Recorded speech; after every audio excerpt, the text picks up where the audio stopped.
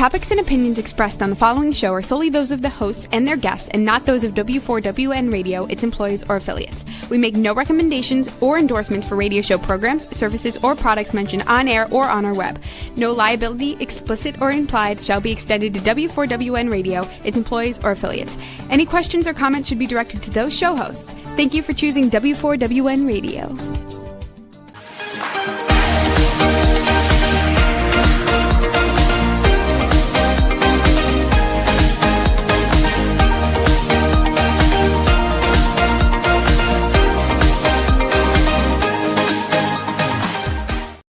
Hello and welcome to Fearless, Fabulous You. I am your host, Melanie Young. I am so glad you're joining me. My mission on this show is to inspire you to live the life you choose on your terms. I like to embrace women's health, exploring, eating, staying healthy, and putting your self-care and your self-worth above everything. It's not often I get to have a conversation with a neuroscientist, but we're going to be doing that today. And that's always exciting because I love talking to experts in the field of medicine. I am always curious about how we can embrace medicine and care to complement how we take care of ourselves when we know that self-care is paramount above all. But sometimes we may have a diagnosis that we can't control. And that's where we need to understand how to manage it. Goodness knows I had to do that with breast cancer. And my mother had to do it with osteo and rheumatoid arthritis. Today, we're going to talk about attention deficit hyperactivity disorder, which is known as ADHD, among other terms I've learned. And when I told someone in the medical field I was doing this show, and we were going to specifically talk about how it impacts adult women, her response was, I thought it was something that was really for children. Well, actually, ADHD affects millions of individuals. And while it commonly develops in childhood, it can continue into adulthood. And that is what we're going to discuss today. How to manage an ADHD diagnosis. What is it, first of all? What it is not. How to destigmatize it, and how to live with it, whether you are working in a professional environment or you're working with people who may be diagnosed with ADHD. There's a lot of areas we're going to discuss. And to do that, we're going to be talking to neuroscientist Dr. Jennie Byrne. She is author of ADHD and Professionals, Embracing Your Brain, which shows how ADHD often appears in high-functioning, achieving adults, probably like me. I haven't been diagnosed, but I'm wondering. She is a board-certified psychiatrist with an MD, PhD in neuroscientist, and she has built a career at the intersection of clinical care, leadership, and innovation. I am delighted to have her on this show. So Dr. Jennie Byrne, welcome to Fearless, Fabulous You. Thanks, Melanie. I'm excited to be here with you. Well, I read through the book. I learned a lot. I sometimes wonder if I have an undiagnosed condition because I'm all over the place, and I'm one of those high-functioning people. However, I learned also that this is a term that has evolved over the years, and that's when I learned about the term neurodivergent, which I never even heard of until like a couple of years ago. So let's first talk about what is ADHD, symptoms, and causes. I'm so glad we're having this conversation. Excuse me. As you mentioned earlier, a lot of people, even clinicians, have misinformation, which is Correct. sad. So let's talk about it. So one of the chapters in the book is called ADHD is a Terrible Name. And that's because I believe it is a terrible name. So what it stands for is Attention Deficit Hyperactivity Disorder. And the reason I think it's a terrible name, it says attention deficit, and people with ADHD brains actually can pay attention just fine. And in fact, if they're engaged in something they're passionate about, they may hyperfocus and pay better attention than somebody else. It's just they have trouble modulating attention the way they want to. The second part is hyperactive, and this is a terrible term because not everybody with ADHD has hyperactive or impulsive features.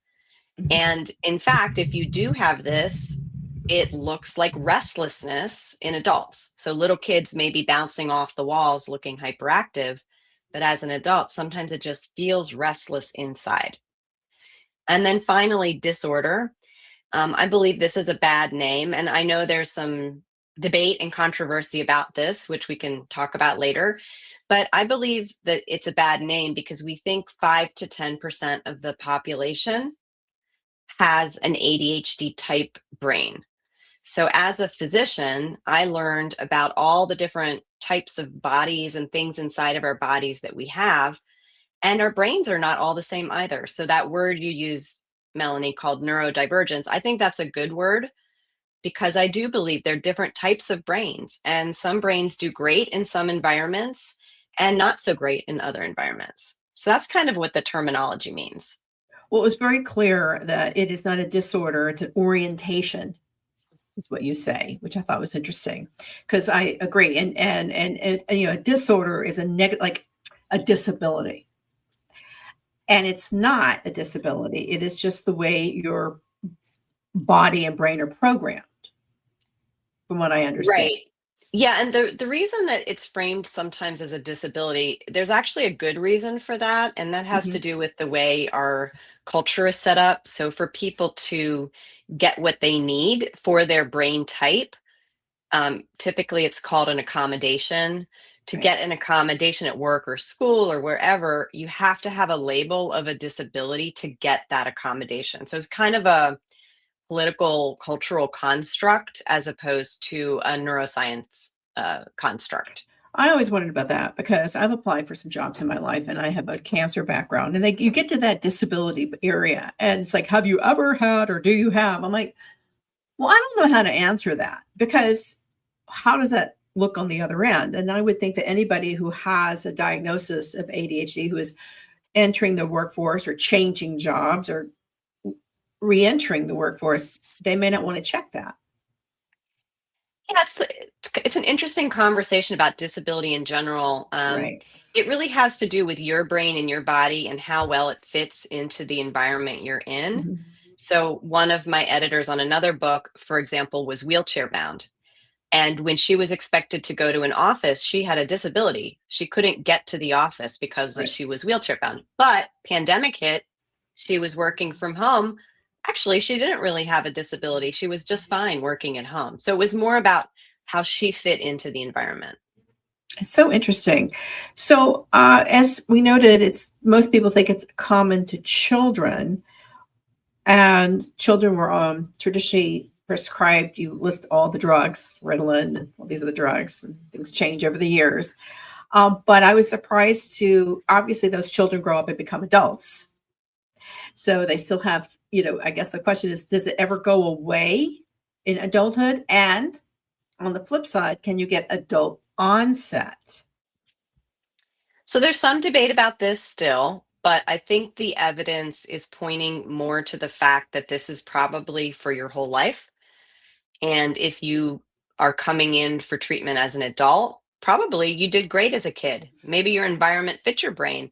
Maybe you were super smart and you were able to kind of coast by. Maybe your parents supported you in a way that you didn't need any special accommodations. And then vice versa, kids who quote unquote outgrow ADHD, maybe they designed coping strategies, they picked careers, they picked spouses, they did all these things to help their style of brain so that they're thriving as an adult and they don't look like they have a disability. So it's still a little debated in the literature, but that's the best understanding I have right now. Well, it's like somebody who was born with a childhood stutter and learns to adapt. Or I was reading a book by someone who actually went to another country to learn a language, which helped him overcome his stuttering. So it's similar. So in adults, well, first of all, what is the cause? What is the root cause of ADHD? Is this genetic, environmental, just a freak rewiring of your brain? What is it? So again, the best evidence we have shows that this is probably genetic. It is highly heritable, meaning if you have ADHD in your biological family, pretty good odds it's going to pass through your biology as well. So, for Mhm. example, if one parent has an ADHD brain, Probably 50-50 odds, at least one of the biological kids is going to have an ADHD brain too. And this is interestingly more heritable than any other psychiatric disorder. Hmm. So, people think about schizophrenia, bipolar disorder as being highly heritable and running in families. ADHD is actually more heritable. So that's kind of a fun fact. But I think what gets very confusing for people is that our brains can look sometimes like we have ADHD because of our modern lives and our Hmm. lifestyle and the way we train our brain to have short attention spans and to be easily distracted. So that's where it can get a little tricky. And some authors write about this idea of an attention trait or something that is not your biology, but more your environment and how that's shaping how your brain works. I can only imagine how this is happening, what's occurring now with social media and the constant scrolling. You don't really know. Now, two things. How is it different from ADD? Because people always, tease and joke, oh, I've got ADD, which is attention deficit disorder, right? How is this different? And is that a real term? And what are the real terms that you should be looking Yeah, for? great question. The real term is ADHD. The Okay. term ADD is an older medical term that we Okay. used to use, Hmm. but we don't use it in the medical community anymore. So it has lingered in our culture, but it Hmm. is actually not the proper term. So the proper term is ADHD, attention deficit hyperactivity disorder. The other thing I would say is when people say I am ADD, I think what they're trying to communicate is they're struggling to modulate their attention the way they want to. But I would urge if anybody's listening to not say that because it actually creates misinformation. And for people who do have ADHD and are living with that, sometimes it can feel really negative to them and Yeah. stigmatizing. So I actually recommend that you don't use that term. If you're not sure if you have ADHD and you're feeling this deficit of attention, just say, I'm struggling with my attention. And if you really, after hearing today or reading, you think you have ADHD, I really urge you to learn more, get good information, and maybe get an assessment. Yeah, absolutely. And I don't like loosely flung around terms, period. Like people go, "Oh, that's retarded." That is so wrong. That is like a Oh, my big pet kids peeve of would kill mine. me if I said that. Yeah, we Yeah, don't say it's that it's just anymore. so wrong, but I've heard it in the craziest ways. And everybody be very careful. Choose your words very careful before spitting them out. Yeah, Because it's just particularly, kindness, right? yeah. Like it's just I know there's like debate about, people feeling like they can't say things and that's Oh, I know. constraining them. And a lot of people feel that way and I get it. But these words are actually really hurtful to people and stigmatizing. So it's just kind of being kind, honestly. Not about Yeah. telling you what you can or cannot say, but just kindness. I think it's actually I've taken the time to become more aware of doing a little research on current terms, including slang, because it has changed a lot. I was in a social setting the other day where I was talking to a family, and they were non-binary, and so I had to carefully say they. I knew what to say because I'd done, but you've got to be very careful because you want to be respectful.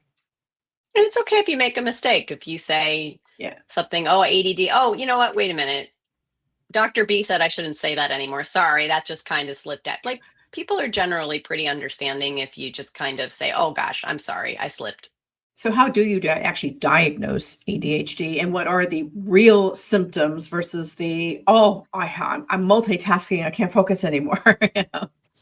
I love this question too.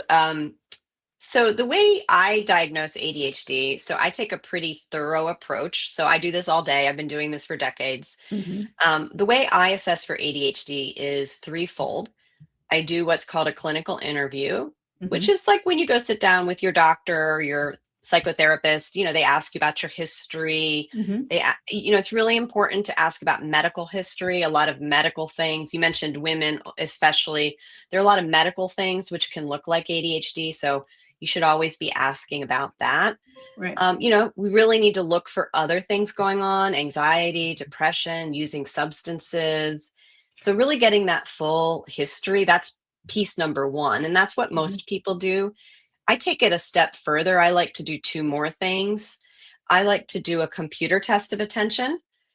And that's really the neuroscience piece. Like I can see with this test of attention that you do on the computer at home, how your brain is responding to stimuli. So that's my number 2. And then my number 3 is a standardized executive function rating scale. And that allows me to see what you and somebody who knows you well thinks about how you show up in your life. And I put all those 3 things together. If I have 3 out of 3, it's kind of a slam dunk for the diagnosis. If I have 2 out of 3, I'm like, okay, that's probably what it is. But if only one of those things matches ADHD, I'm normally apt to say, let's look a little deeper. So that's how I do it. A lot of clinicians out there will just do the clinical part. I'm really trying to educate and teach other clinicians now how to do a full assessment, because it's sad when the diagnosis is either missed or made in error, because it sends the person off into rabbit holes that probably aren't really going to be helpful for them, and they're going to waste a lot of time and money and suffering potentially. So that's why I like to do a really nice, thorough workup at the beginning. Well, I couldn't agree more. I have in a separate situation, and just in context, why that's important. And it's good to talk to different professionals. I have a thyroid growth. I've been monitoring it. One otolaryngologist said, we got to take your thyroid out. We got to have a thyroidectomy. I don't need a thyroidectomy. I'm having it ablated. I'm avoiding a major operation and permanent medication. So that is why it is important to ask when you're talking to different medical specialists, what is your methodology for testing, and compare. Because you don't want to go into something and get a diagnosis that may not be quite what you have, and then go into a treatment or worse, surgery that could affect you for the rest of your life. Or vice versa. You mentioned thyroid disease. Thyroid disease can actually look like a bunch of different psychiatric symptoms: anxiety, depression, attention. So I always get labs done on my patients as part of their assessment. Because what if it's a thyroid issue? Like, you don't need psychiatric meds. You need to get your thyroid looked at. That's actually a really good point. It could be a physical condition that's impacting and not. So you really need to do a whole 360 approach before getting into the expensive part, which is the treatment, because treatment gets expensive, and particularly if it's a lifetime. So how are symptoms managed and treated? Managed means how you can manage yourself, and treated what you need to do beyond that. Mhm. So I didn't say yet, but there are 2 primary types of symptoms you can have with ADHD. Some of them are based around inattention or distractibility. And then the other types of symptoms are around hyperactivity or impulsivity or restlessness. So most people with ADHD have a combination of both, but some people only have the inattentive, kind of daydreamy, inattentive, distracted flavor. And then some people only have the hyperactive, impulsive, restless, driving too fast, spending too much, interrupting everybody kind of impulsiveness. So most people have a combination. So in terms of treating it, I like to think about it like, again, go back to your brain. If you want to change the way your brain works, you can do a couple things. Medicine is one thing. So there are medications that treat ADHD. Most people are familiar with stimulants, like you said, Ritalin, Adderall. Those are the ones. There's a lot of stigma around those as well. Right. But there are also non-stimulant medicines, which for some reason most people don't know about, like clonidine, guanfacine, Strattera, Qelbree. So there are different medicines. There are also different neurophysiological things you can do. And when I say that, what I mean is you use the feedback from your nervous system to train your brain. So there's already a video game on the market for kids to help train their brain to enter into certain states of attention. And there's a lot more of this coming in the next probably 5 years. So a little bit of a stay tuned, but there's a lot of neurophysiological things you can do with the electrical activity of your brain to train it. There are things like coaching and psychotherapy. If you make it to adulthood with ADHD, especially if it's been unidentified, you tend to have a lot of baggage that has piled up over the years. And the coaching and the psychotherapy can help you identify distorted thoughts or behaviors that you have, and then help you think about, how do I want to thrive in my environment?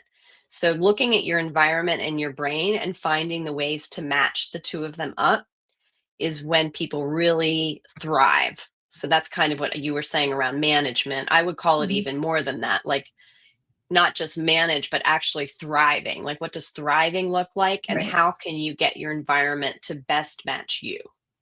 How do you know when it's time to, you described a lot of symptoms that are, typical multitaskers. They overload their, I'm one of those, or the distracted. That's like most kids these days, adults, my husband's hard of listening. At what point do you need to say, and maybe give some examples, I need to see somebody? Well, I would say the first thing, if you're hearing any of these symptoms and you're like, oh, that sounds familiar, and you have someone in your biological family with known ADHD, you have a really good chance of ADHD. So that person definitely should talk to somebody. If you don't have a clear biological history of ADHD, I think some of the flags to be looking for would be a feeling of, well, if I could just blank, if I could just get the laundry done and folded and put away every week, if I could just be on time, if I could just get my to-do list done, if I could just be calmer with my children in the evening, if I could just stop impulsively shopping. If you have a lot of this, if coulda, woulda, shoulda, if only, and you really haven't figured it out yet, like, that's another flag that there may be something going on that you haven't identified. I hear that one quite a bit. And frankly, most people, by the time they come to me, they've waited years.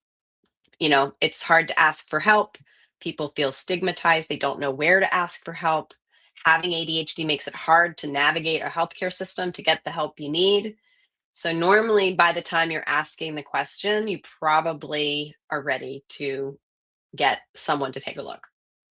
So let's talk about, this is a good segue into ADHD within women, because women are always are multitasking now between parenting and community and work and self-care, and I feel it all the time. And I'm not a parent. I can't even imagine. I mean, I can barely keep up with the day right now. So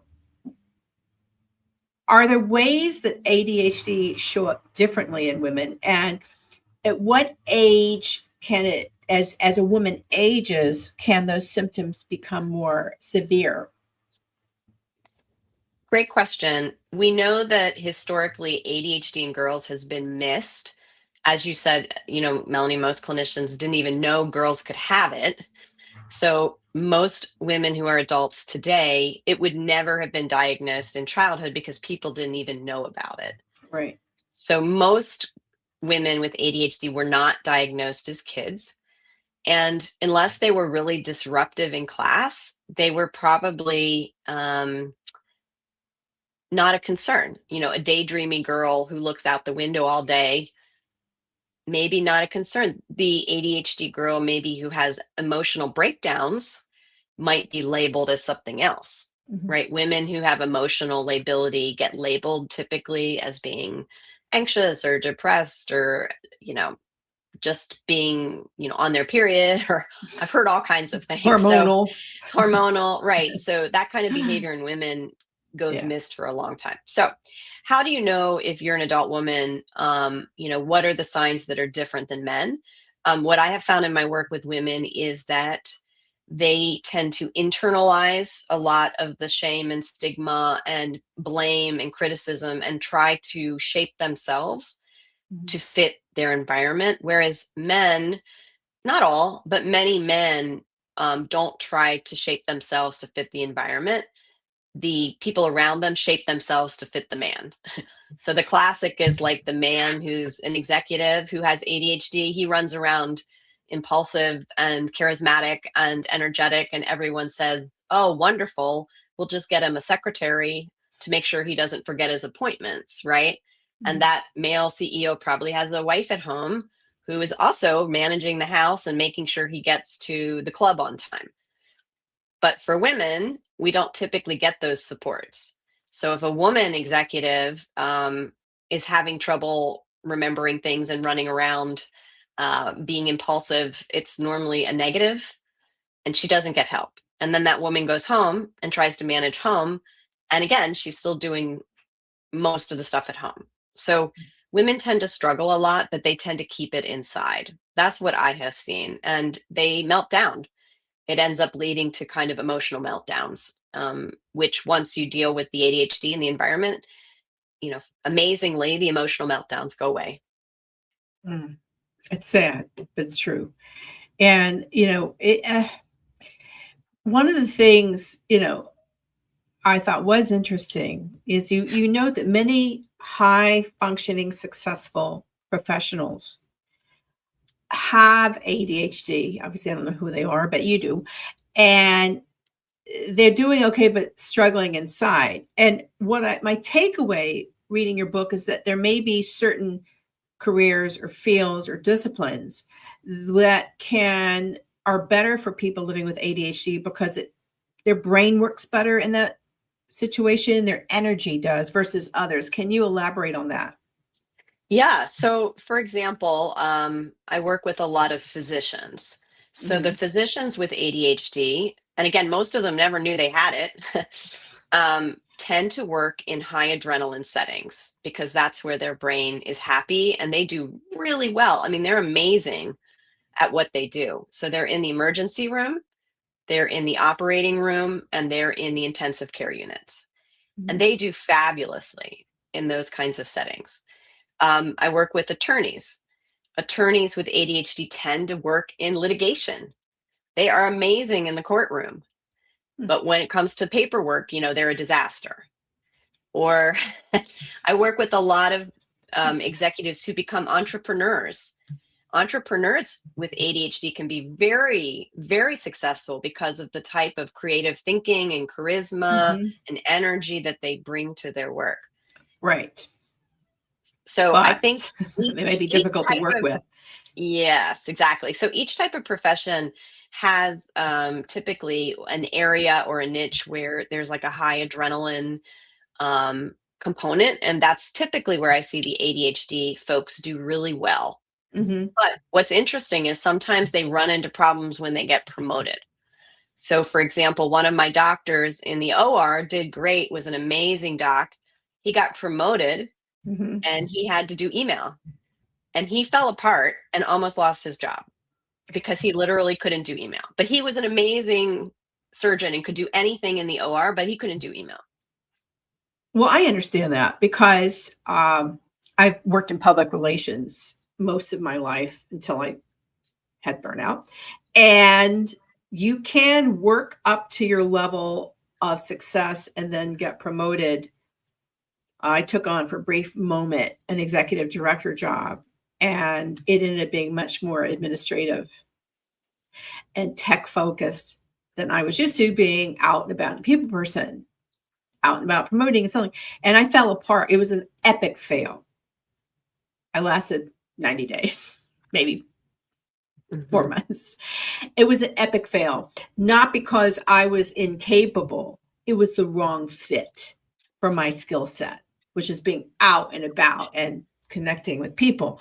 And I learned from that experience that you need to understand, don't try to be a square peg trying to fit into a round hole.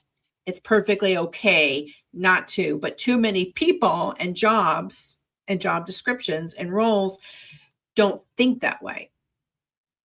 So what is a way, if you are, let's say, if you are in the process of, and my audience tends to be women 40 plus. So you're re-entering the workforce. Maybe you've been let go. Your job has been eliminated. You've got to pick up the pieces and figure out how you're going to move forward.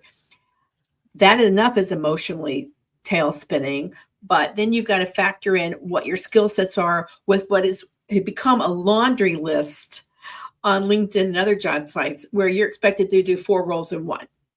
So what is the best way to sell yourself as someone who is awesome and employable while making sure you're getting a job that is right, a position that is right for you, given your strengths and your weaknesses.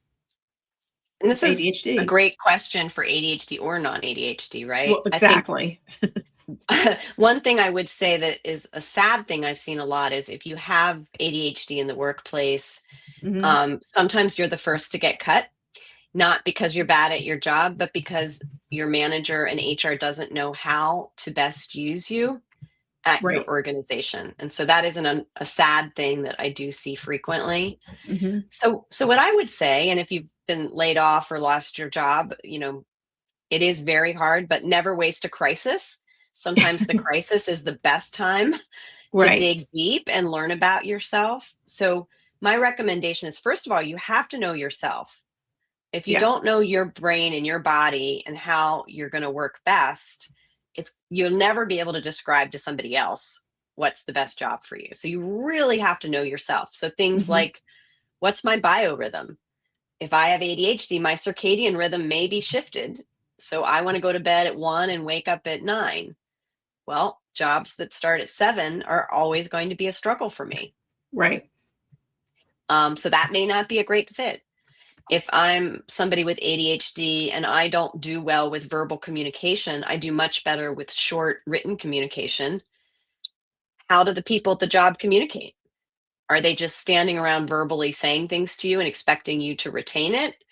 Are they using a direct messaging app of some kind where you can see what people have written? It's almost more like, what's the day-to-day experience of the job as opposed to the list of things you're supposed to be good at. So who are the people? How do they communicate? What time of day am I working? Am I allowed to turn off distracting apps while I'm doing deep work? Can I turn off my email for part of the day? Can I turn off my DMs for part of the day? Is it going to draw on my strengths? Maybe I do well in high adrenaline. Is this a high adrenaline job, or is this a boring sit and crank spreadsheets all day job?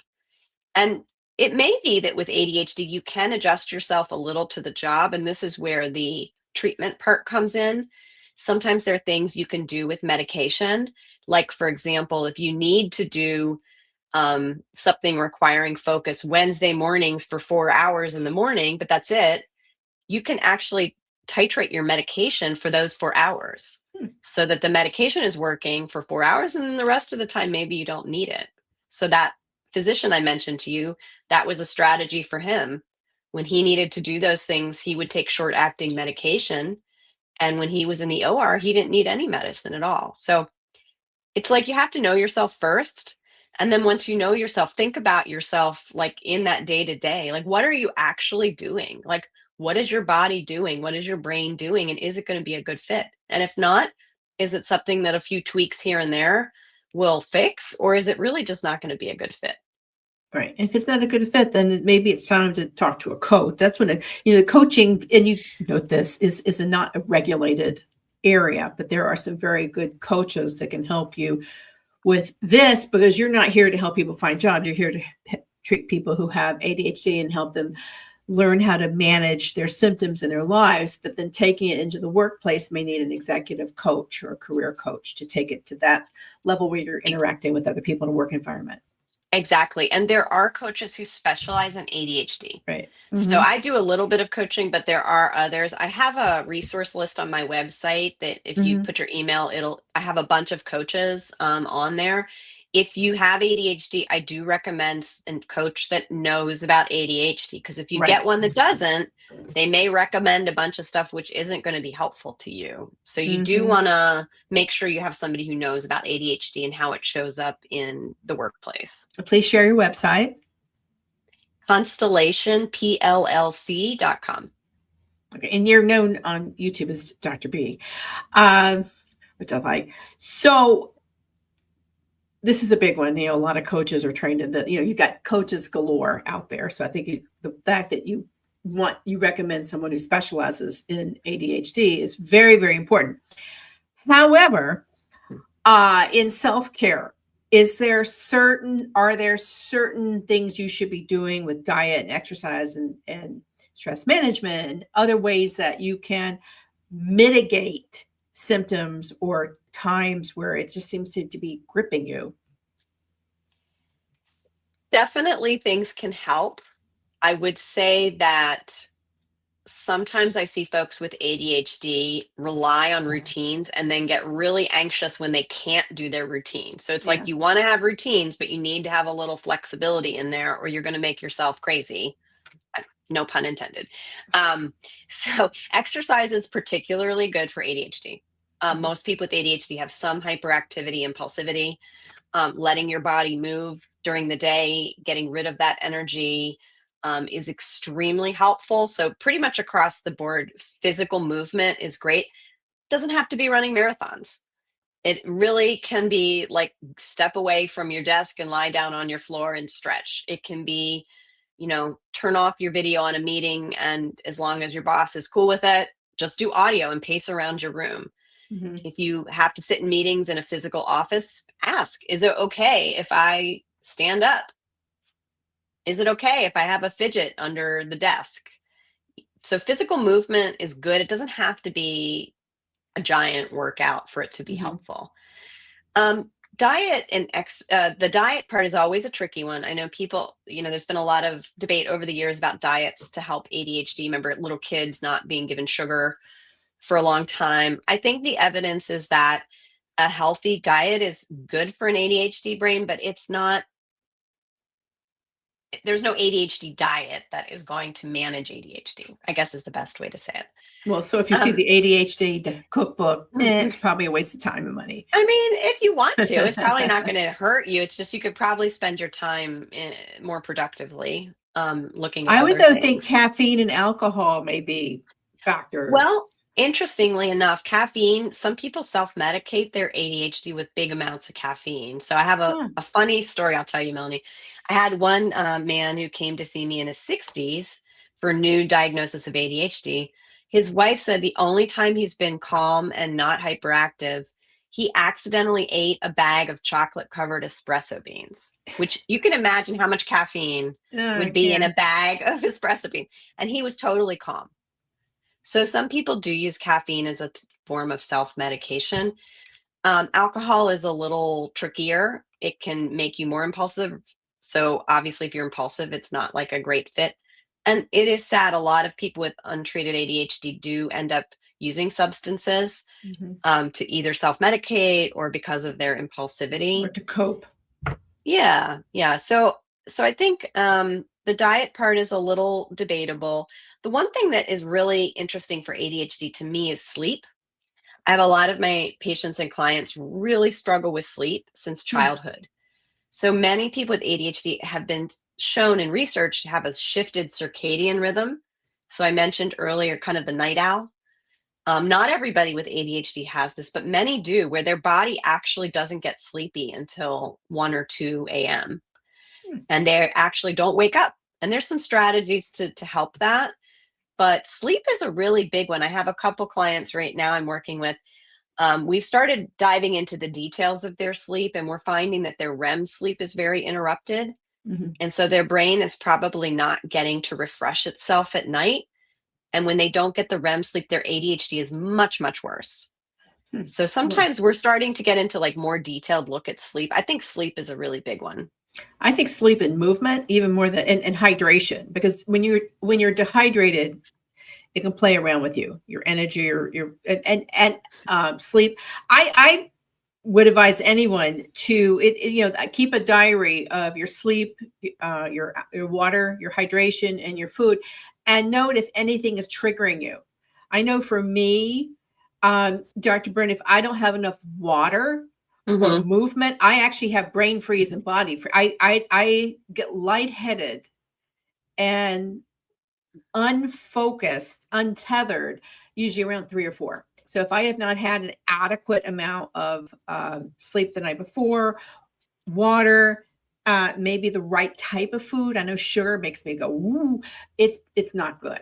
It's not good. I actually become disoriented. And I have learned that. And I have a wonderful husband who makes sure I have food at a certain time every day because he knows what's going to happen at what I call the 2 or 3 o'clocks. But everyone is different. But I think everyone needs to understand that and maybe pull back on something if it's not feeling right. But that is not to replace working with medical professionals to treat the condition. Right. And I would say for someone with ADHD, keeping sleep diaries and things are sometimes actually difficult because of the ADHD, and they can get really self-critical. So sometimes what I do with my patients is they'll get a tracker. So I've been enjoying the Ring recently, or watches, and we'll use the data from their tracker, which is passively getting information all day long, as opposed to me asking them to keep a log. Because while keeping a log is ideal, they may not be able to do it because of their ADHD, and then they beat themselves up, and then we're in a shame spiral, and then it just is not helpful. Are there certain trackers you would recommend?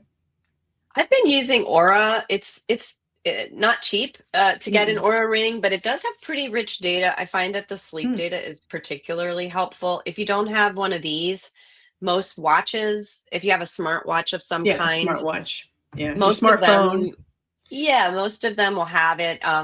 You just have to wear it at night. That's the thing where most people are like, I don't like to wear a watch at night, but you can get data from it if you wear a smartwatch at night. Yeah, I think my husband uses a smartwatch. I just do a pedometer and note my hydration.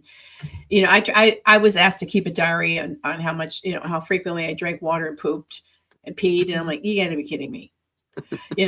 Not happening. It's just not happening. I'm not one of those people. I write diaries and journals, but I'm not going to document every time whatever. So you got to work with it. Now, let's talk about artificial intelligence, which touches everything. In that age, are there tools and developments that you find encouraging that can help?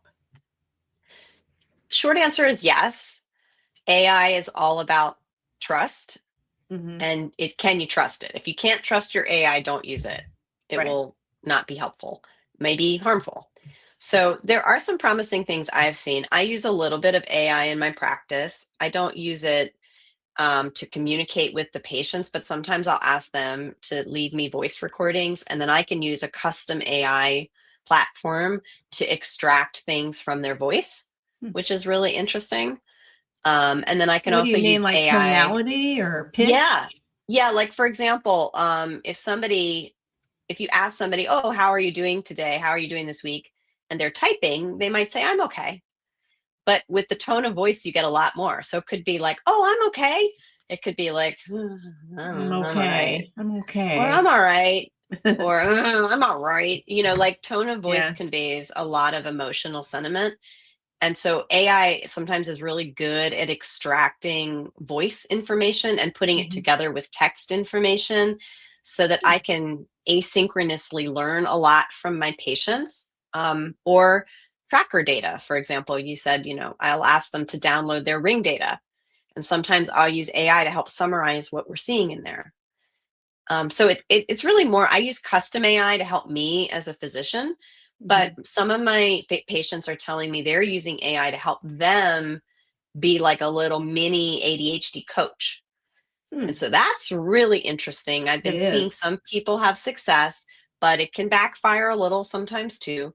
I know there's one ADHD coach named Diane Wingert, and she's actually developing an AI of herself that she's built custom and designed so that her clients can get a little bit of her when she's not there. So I think that's really interesting too, like for a clinician or a coach to be able to kind of put themselves in an AI so that you can get a little bit of that person even when you can't be together synchronously. That's interesting. I know someone who's doing that with a nutrition assistant. Something the INA pops into your phone with a tip. It's all very interesting. It's exciting to see where AI is going. But of course, at the end of the day, let's talk about and to wrap up, how important is the human connection in helping people with ADHD? And if you have a loved one or a loved one with it, what are some ways to handle and work with their behavior so you're not competing in conflict? I'm glad you asked that question. I've written a couple books, and the theme that ties them all together is I firmly believe that the future is about being a better human Mm-hmm. and letting robots do robot stuff and letting humans do human stuff. I believe that humans heal each other Mm-hmm. and that true healing happens because of our biology. So I do really lean into the human part. Um, I think that all of the tech and the tools are tools. And as humans, we've had many tools over the years. Right. When x-rays first came out, they were really scary and exciting. We didn't know what they were, what they could do. When we first had a microscope, we learned all sorts of stuff. So tools are tools, but at the end of the day, I really lean into the human part of all of this. And that's why the book is mostly about sharing stories. It's Mm-hmm. less about academics and research articles, and I could nerd out on all that. But I really believe that sharing our stories as humans is very powerful. There's even some brain evidence to show that when we tell a story, our brain lights up in the same way that the person who's listening lights up. So I really believe that that human connection and sharing stories is what will help us get over the stigma and really understand each other and just be kinder and be more human to each other. Well, I agree. I mean, technology has its place and can speed up and make things efficient, but the emotional and physical connection cannot be replaced. Not yet. Not yet. I And haven't hopefully, seen it. yeah, I don't. I think it's in our biology. So yeah. unless we have a way to replicate our biology, I mean, I do think it's in our biology. Well, I want to reiterate that Dr. Byrne is author of a book on this topic. That do we have the cover? I'm just asking my. Do we have the offer of the cover? I don't know if we have a picture of it or not. I sent it, but we may not have it. ADHD and Professionals Embracing Your Brain, which is, a good book for adults who are in the world, diagnosed, maybe wondering if they haven't been. There it is right there. Thank you, Juan. Juan's my engineer. It's available on your site. It's available where books are sold. I found it approachable and easy to read. Sometimes I get these books, I'm like, oh God. I was able to, particularly because I had to read online, so double long. Oh God! But it resonated. So that I want to assure everybody, it's a book that you can read easily without getting like bogged down in clinical and scientific jargon. And I thought that was very helpful. So thank you. Yeah, thank you. All right. So we have been talking with Dr. Jennie Byrne, and this is a really great topic I knew really nothing about. So I learned a lot, and I hope that all of you listening and watching did as well, because I want you to make sure that you live life on your terms in confidence and in good health. And if you get to make choices, which you always should, make sure you choose the ones that are the best for you and not the ones people want you to do that may not be best suited for you. And always choose Fearless and Fabulous. Thank you.